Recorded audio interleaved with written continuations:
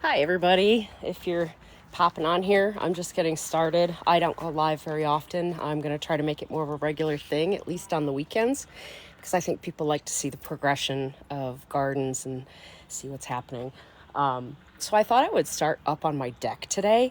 And the reason I'm doing this is because this is where a lot of my herbs are. And I don't talk about my herbs a whole lot, but I know that this is one way that people can integrate some gardening into their life. I have these little window boxes that sit on the edge here, and they are freaking fantastic. So I've got, this is thyme here. This is one type of thyme. There's another type of thyme there. This is some sort of a mint, an Indian mint or something that I got at a greenhouse last year that smells divine. I've got a bay tree here that needs, I don't know why it's got all this. We're getting pollen, so its leaves are getting a bit polleny. And then I've also got over here, I've got a crawling rosemary that kind of trails over. And then my sage, I just got these. I have to always replace these kinds of sages. They're so pretty. They're the variegated ones with the purple and the, the yellow, or the little white on the edges. And every time I seem to kill them and can't winter them over. I don't know why. I also put a few down here, and I have some more areas where I'll be putting some more things in time, but this is oregano that I planted here. These are some scallions, and I think this here is, lemon verbena. I thought it was tarragon. No, that's lemon verbena. So I like my herbs. I like having them really where I can access them because I use them a lot in the kitchen. And so if I have them on my deck, they're easier to get to because my deck happens to be up a little bit higher. So if I wanted to grab this stuff for cooking, I would have to go down. Not that that's a big deal, but this is just a little bit closer. So, but let's go down to the garden. Let's see what's happening. I've been away for the last week. I went to Myrtle Beach and just for a little mini vacation. And I don't know what the status of anything is yet. In fact, I have not checked on the chickens. My neighbor was here. Maybe we should start there, and we'll go gather some eggs because there's probably quite a few back there. I did plant this bed over Easter, so I do have some stuff that is recently planted. A lot of the other beds are carrying over some garlic and stuff. Some of them I'm reworking if you watched any of my previous videos, so we have some areas that we can... Oh, goodness! They somehow knocked down their feeder. That, I bet you one of these little chunky monkeys tried to jump on it. Look out, guys. Hold on. I don't know if I can flip this thing around. It would be easier if I could. Look at this. Oh. I don't know how I can fix that. That's going to be fun to figure out. They broke this, so let's see if we can find something else to hang it on for now. If not, it may go back in the coop. Hold, please. Here, you could talk to the chickens for a second while I hang this, and I'll be right back. You guys can say hi. Y'all, I can't believe you busted this.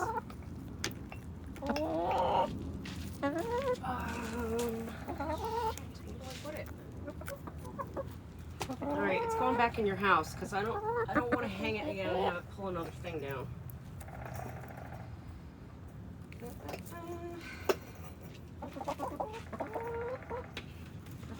Yeah, this is where it was before. That's gonna stay.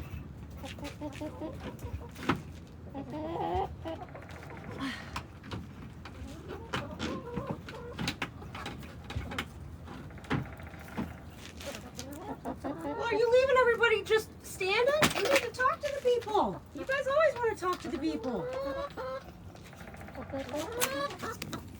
Sorry, y'all.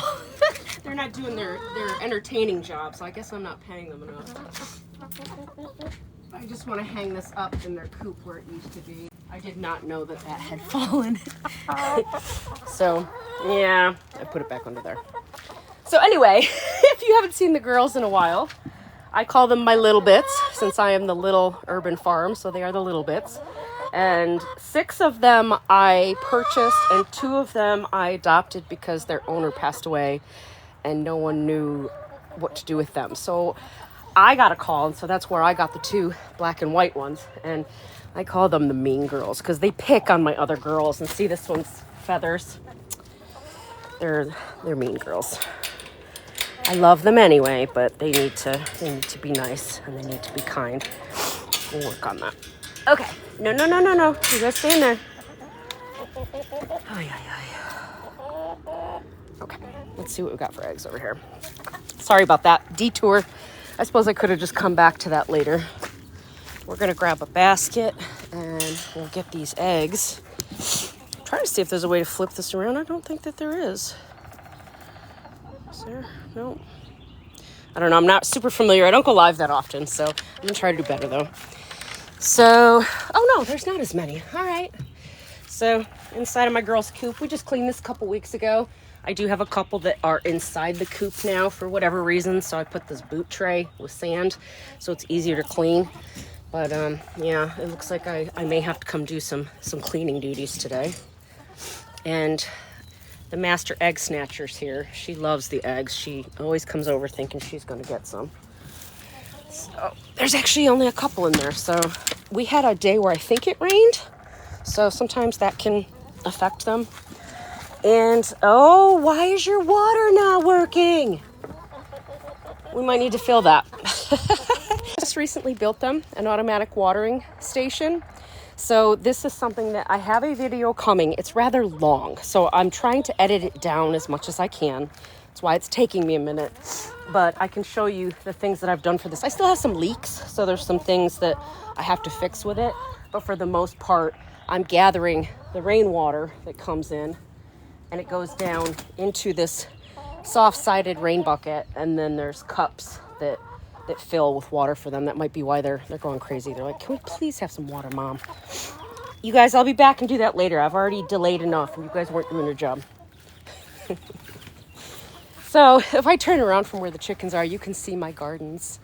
And over here in the back, this is just some different perennial onions, and I'm hoping I can do a few different pieces on them because not a lot of people know about perennial onions.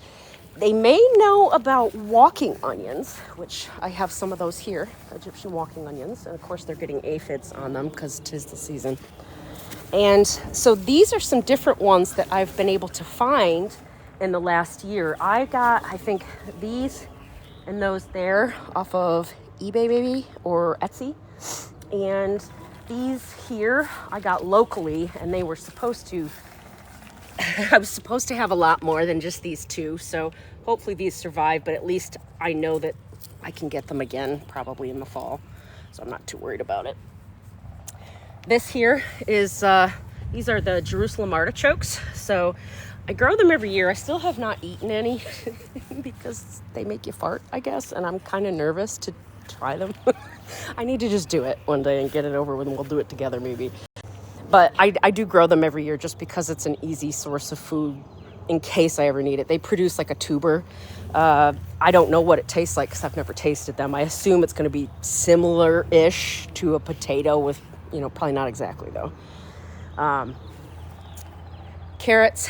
These are the carrots that I overwintered my carrots, and they all went to seed on their own last fall. So I just let the seeds fall, and some of them, of course, made their way over here. Here's a lettuce that this overwintered somehow too. I think this might be a more heat-tolerant lettuce too. So I'm kind of excited about that. And I'm going to see if I can find something else similar so that maybe we can grow some together. Kale. These are some shallots going around the edge of the bed. I've got some chard going down the middle, and then there's a couple of 45-day cabbages. And I think at the end, those are leeks that I spread seeds for. So that is the only bed that I have technically planted. The rest of them have had stuff in them from the previous season. This here is garlic. This is arugula it's going to seed, and there's a lot of it.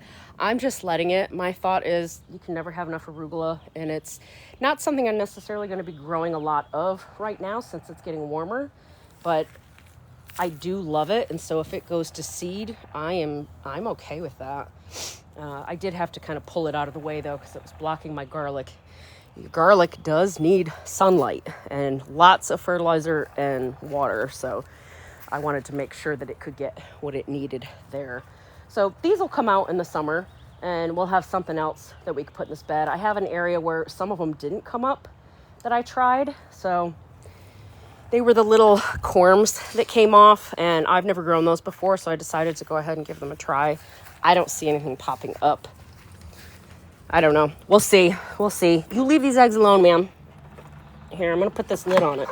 She's waiting. She's like, come on, Mom. All right. We'll just do that, and then you can't get into them. All right. So if I keep moving down the line from where we were, this is another bed that is garlic on that end. And then this is all arugula. Then I've got, I think this is another type of garlic here. And then I've got some chives on each of the corners, which I just think are so lovely. I'm so tempted to put chives in every corner of these beds because they're so pretty. This is also the bed that I moved the trellis because we rebuilt the one behind it. So this is not where this trellis goes. And I'm hoping today that I can come out here and reattach that. And I'll do a video to show you guys how to set up a cattle panel trellis. It's an inexpensive way to have a trellis in your garden, and it allows you to grow vertically and save a lot of space, which is always a good thing. And there are some things that you don't even think would be climbers. You can actually find a climbing zucchini. I bought seeds last year, so we'll try to grow those this year. And you know, there's some other things. Malabar spinach is something that is a climber. I'm not sure if I absolutely loved it, but I may grow it just so I have it. But again, that's something else that you could use in place of spinach or greens that would climb up a trellis. So you could take advantage of that. Even some pumpkins, melons, that kind of stuff. Throw it up the trellis. Do it. Now, this is the greenhouse that we set up in the fall. I am probably not going to keep this up because, as you can see, every time we get rain, that happens, and I have to drain it. Because if you don't, it weighs these down, and I have already had to repair this several times with some threaded tape. I did buy a PVC pipe to put down the middle because it needs to have a high point. But I think this area in the front, unfortunately, may have gotten a little bit stretched out because you can see I'm not having any issue anywhere else. It's only this front area, but see how this is. I think I had the water sitting there. So that one I may have to come up with some cross braces or something, but this is a carryover bed. This is a bed that was planted in the fall. So I've got some dino kale in here. It is going to flower. I'm not sure if we take these off, maybe we can, I don't really care. All right, that's not coming off. Oh, you know what? I have trimmers in my hand. I'm just gonna trim these off, and that way maybe it'll stop them from going to seed. We'll do this later, but I like having this around. It actually is somewhat heat tolerant. It's going to go to flower depending on how old it is, but it's a little bit more heat tolerant than some of the other varieties, and especially more than, say, a lettuce or spinach or something like that. There are, I think, a few lettuces down below here that I'm not even sure because I don't remember planting lettuce in here, so I don't know where they came from, but that's okay. Maybe I did. And then these are peas that we're not supposed to necessarily be growing in here at this time, but they are, and that's okay. So they're flowering. I haven't seen much in lieu of peas that I could eat yet, though. I'm looking. I mean, there's some pods. Let's see if I can bring it down here. And so here's some sort of pods that are forming here. But they're small and round. They're not long like a pea. And of course the aphids. Gosh darn these things. Those, if you see these on your plants, these are aphids. I don't really make too much of a fuss about them. I might come in here with the hose and try to blast them off of there. I don't do the neem spray. I find the neem oil burns my plants every time I use it, especially if I use it outside, so I don't tend to use that. But also, if I leave them, sometimes that draws the ladybugs and the praying mantises and some of the beneficial insects that will come eat them. And it's not really bothering me that they're at the top of those kale plants. It'd bother me more if they were down below eating the leaves that I want to eat, but I'm not sure if I mind them nibbling away on that area. They can have that area if they want. So I don't see any peas. I don't know what's going on with my peas that I'm not getting any peas, but they've been growing in here for quite some time. So like I said, these all wintered over. I'm kind of shocked I haven't seen any peas in here.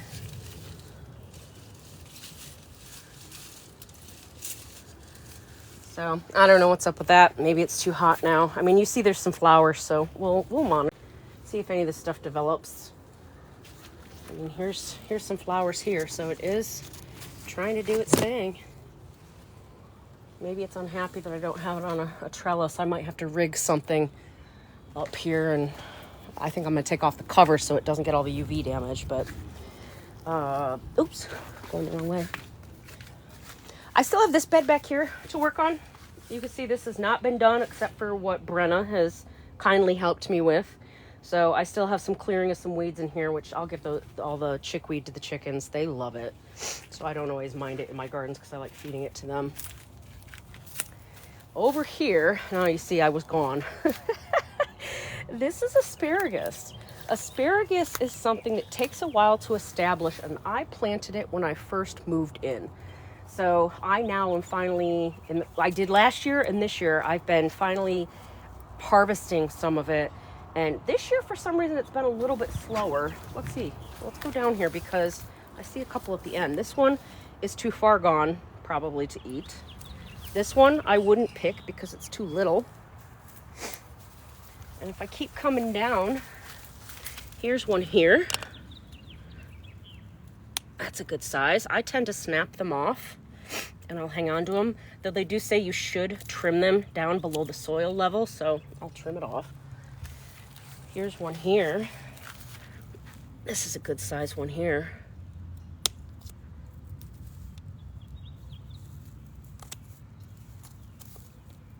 I'm not gonna worry about those. I'll just throw them in there. These are little, and the reason I don't cut the little ones is that when you see them like this, your root system may be trying to establish itself better. And so that's, my dad told me, if it's not big enough to fit your finger and it's only like a pencil, don't pick them. I know some people like to, they think they're more tender. You know, you can do whatever you want to in your garden. I'm going to listen to my dad and try to stick to the ones that are thicker, so you can kind of see, you know, the size difference there. I know some people really like the tender ones, and I'm too afraid of ruining my roots that I've taken time to establish. If you see the asparagus cups at the store, I know I've told you guys this, but I'm going to repeat it again for anybody who's not been with me before. If you go to your greenhouse, they sometimes have these cups, and they'll have one little frondy thing. Can you see that? See if I can put this down and I can see what I'm looking at. The sun is out, so I can't quite see. This here is a baby asparagus. This likely came from seed, and it's gonna look like a little frond like that. They for like $5. Don't buy those. Don't buy them. That is one of their little sales gimmicks. It will work, but you're not gonna get asparagus for 4 years. Because they need that crown. They need that root crown that takes some time to establish. And then you go through several iterations of these smaller asparagus. So you have to wait, and it's the most heartbreaking thing in the world because you wanna eat them, but at the same time. So I don't harvest a ton of asparagus yet. About 20 plants in this area, and I don't know. I do maybe a couple bunches each year that I get. So I don't know. This year's funny. I'm not getting as many this year. Oh, here's another little baby one. I didn't fertilize in the fall because I had a lot going on with my family. I'm wondering if that had something to do with it, or if because we've had this wonky weather, it got really warm really quick. We had no real cold for the winter, and then it got cold, and then it got warm again. So I don't know. I don't know if that's affecting it or not. Here's another little baby. So all my asparagus falls in here, the seeds. And I didn't know this, you need a male and a female apparently, and the ones that are female may not get as big because they focus on seed. And I don't know if you could see this here. That's what a little baby asparagus will look like. So, I mean, my hope is that if it drops them in here and they create more plants, yay for me, right? I would love to have more plants. This one here, this is a good one. I'm gonna have to wait on that, and there's a little baby next to that. It's not quite tall enough, so I don't wanna snap it off yet, but look at the size of that. That's a great size. And the more fresh they are, the tender they are gonna be even when they're larger. So don't let that deter you. If it's fresh, it should be good. It's the stuff you get at the store is not always the best. And sometimes it's older and doesn't taste as good. I also have strawberries in here. So I was told that strawberries are a great companion plant, and it actually does work out really well because they sit on the surface of this area here. And let me turn this around so you can see this area from a glance. So this whole area here with all these cages, you do not need tomato cages for asparagus. I did that because I was trying to mark where they were. I also have a lawn person that I adore, and he also whacks stuff to the ground. I don't think he means it. So I don't want him whacking my asparagus to the ground. So that's why I do have tomato cages in here. And this area will look a little unruly come summer when I start to let these grow out, because you do that so that they can continue to get the energy. You want them to get up tall, get their sunlight, get that energy, and bring it back to that root. If you just hack everything to the ground, they don't get that opportunity, and you can slowly kill your crowns. So you don't want to do that either. Sorry, back to the strawberries. I thought the other day I saw, yes, I do see a strawberry in here. So I hope you can see that. There's a strawberry here. And so I just let these go every year. They get the same manure as the asparagus. I use the black cow every year in this garden. I get a couple bags and I, top dress it.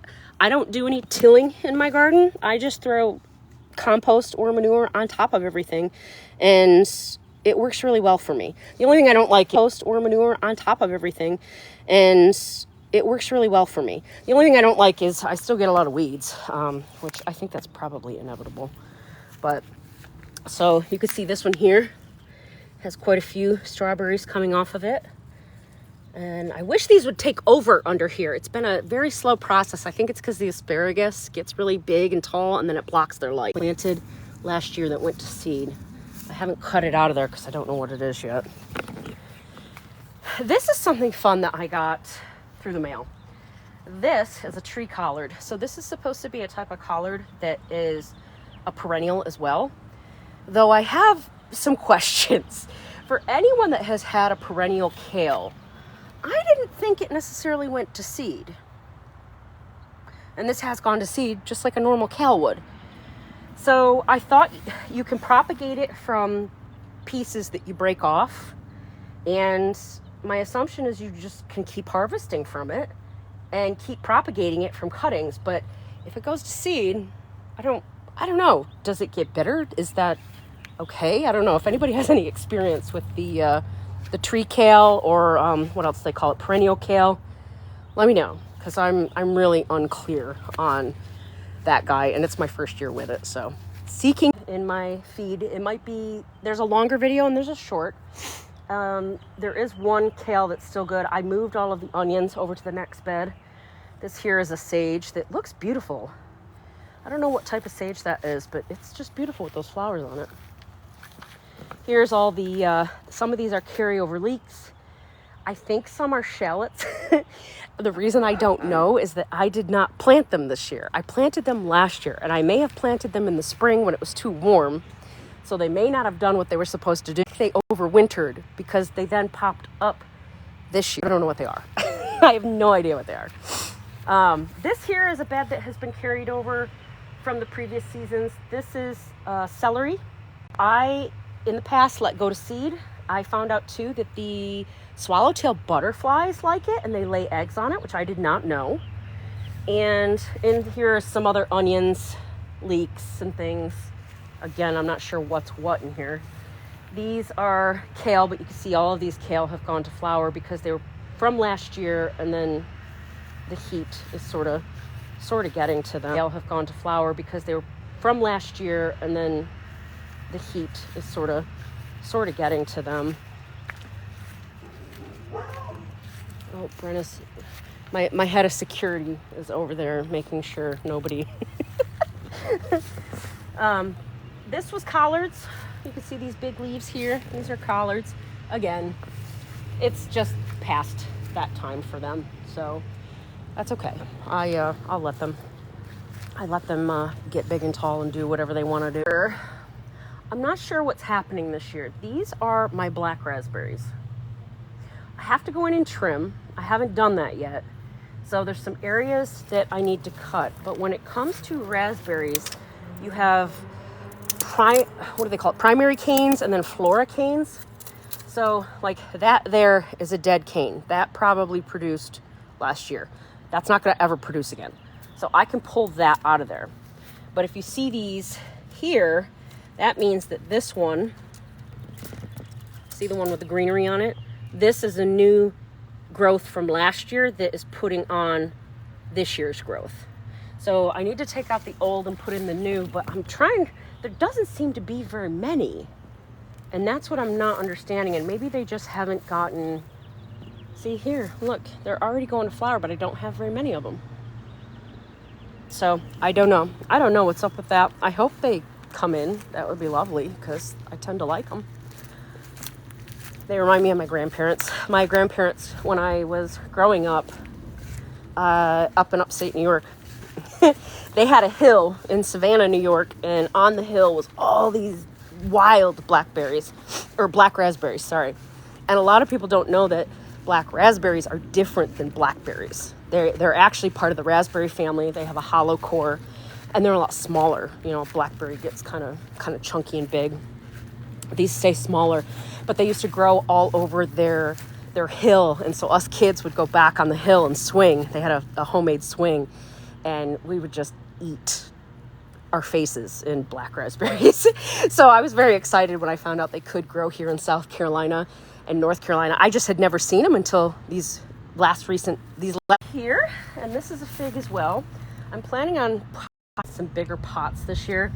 I lost this one, and I'm not sure why over the winter. I don't know if it was just not having a good time or if it needed water, but these two at least survived, and so I'm going to pot those up at some point, and we can do that together. These beds have not been touched, as you can see. They're kind of wild. So I have some work to do there. Let's come over here and see if any of the raspberries over here are... Yeah. So see how this cane is coming down? It's trying to get itself in the dirt so that it can put itself down and get roots, and it can get the rest of them down to put down roots. But see, the raspberries are doing great. These have had no problems. These two, I think, these are not a red raspberry. These ones have a little bit of a purplish color to them as well. So, and I have some yellow ones in here somewhere. I don't know. They kind of got intermingled, so I don't know that I can tell you which is which. I have no idea. And then back this way, I'm trying to see if any of my other ones survived. I think my lawn guy mowed them down on me. I do have a couple mints over here, and again, more weeding that has not happened over here. So, oh, and my elderberries. I do have elderberry. This is an elderberry here. And this is an elderberry here. I bought these at the Charlotte Farmers Market, I think. If anybody knows Doyle, Celtic Frost Herbs, I got them from him a couple years ago, and they've come with me every time I've moved. And they've only just started to thrive since I brought them here, of course, because, you know, they have a lot more space, a lot more room. And I have them right on the edge where they get just a little bit of sunlight. And they seem to be doing really good. Elderberries are kind of like a weed, if I'm being honest. In fact, we have them all over down the hill that I'm on, or the little mountain that I'm on. And you can go find them wild everywhere. So I sometimes will go forage and go find the elderberries there. in here, so this is an area I'm going to be working to cultivate. This is where I have a lot of wild blackberries. So these are pretty common down here. We call them brambles. We get them all the time, but you can see the little flowers are starting to come out on them. I do pick these. I do eat them. They're not always as sweet, but they do the job, and they are somewhat tasty. So I do pick them and eat them. And you can see they're everywhere. There's some here. This is a privet. I have to come through it and cut down all the privets. Y'all do not want me to get on a privet rant. I've noticed they sell them in Walmart and Lowe's. Privets are not a good plant to buy, and I know some people love them because they have these beautiful white flowers. In fact, I had one right over there.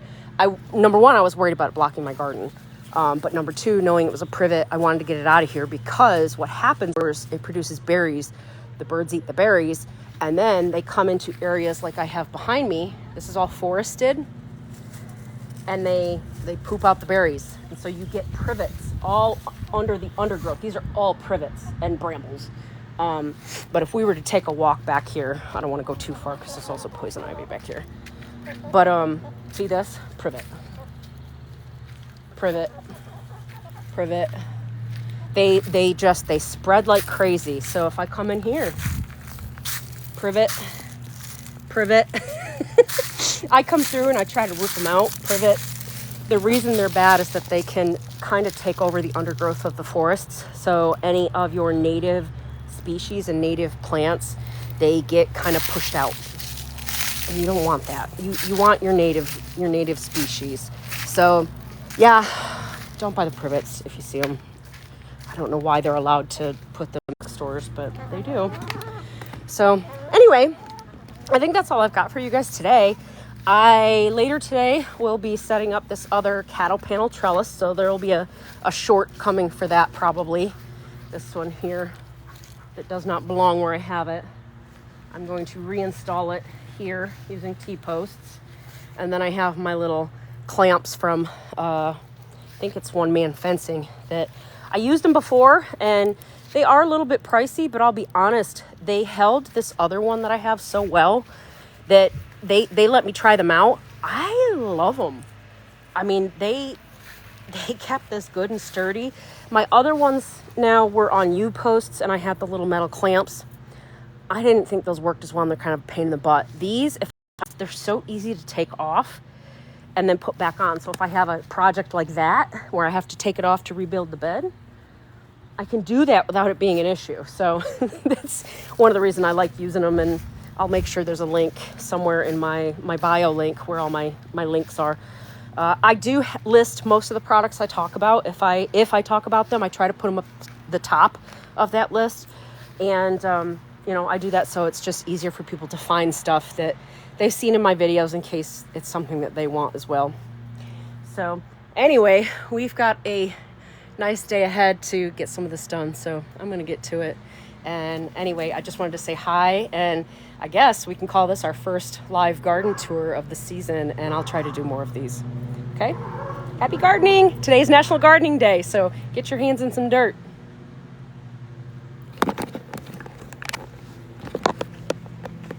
I can't see it to shut it off.